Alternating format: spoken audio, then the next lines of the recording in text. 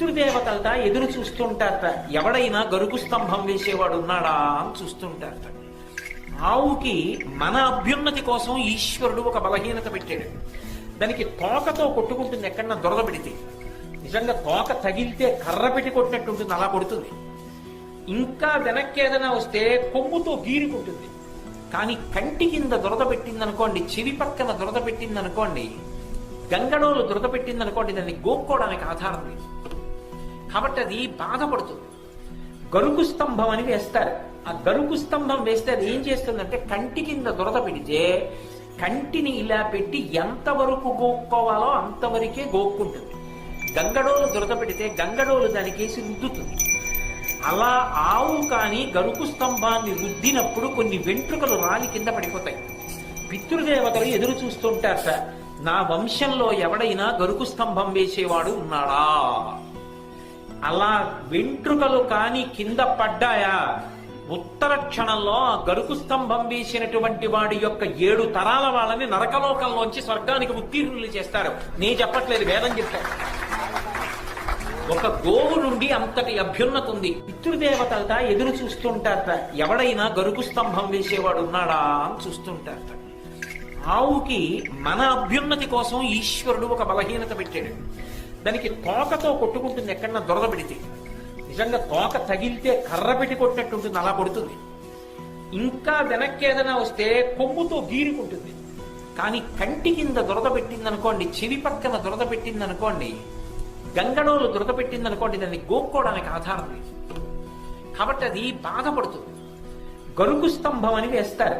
ఆ గరుకు స్తంభం వేస్తే అది ఏం చేస్తుందంటే, కంటి కింద దురద పెడితే కంటిని ఇలా పెట్టి ఎంతవరకు గోక్కోవాలో అంతవరకే గోక్కుంటుంది.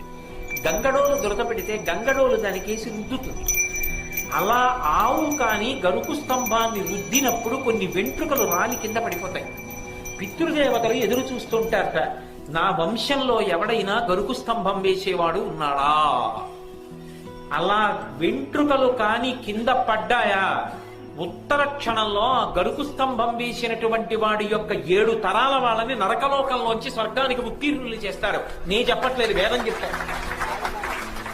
ఒక గోవు నుండి అంతటి అభ్యున్నత ఉంది. పితృదేవతలట ఎదురు చూస్తుంటారట, ఎవడైనా గరుకు స్తంభం వేసేవాడు ఉన్నాడా అని చూస్తుంటారట.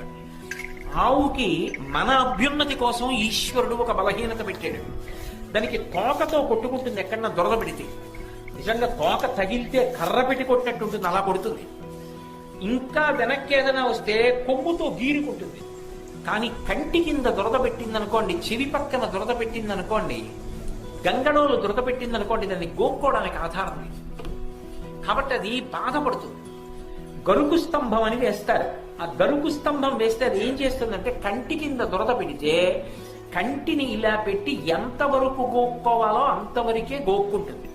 గంగడోలు దురద పెడితే గంగడోలు దానికేసి రుద్దుతుంది. అలా ఆవు కానీ గరుకు స్తంభాన్ని రుద్దినప్పుడు కొన్ని వెంట్రుకలు రాలి కింద పడిపోతాయి. పితృదేవతలు ఎదురు చూస్తుంటారట, నా వంశంలో ఎవడైనా గరుకు స్తంభం వేసేవాడు ఉన్నాడా.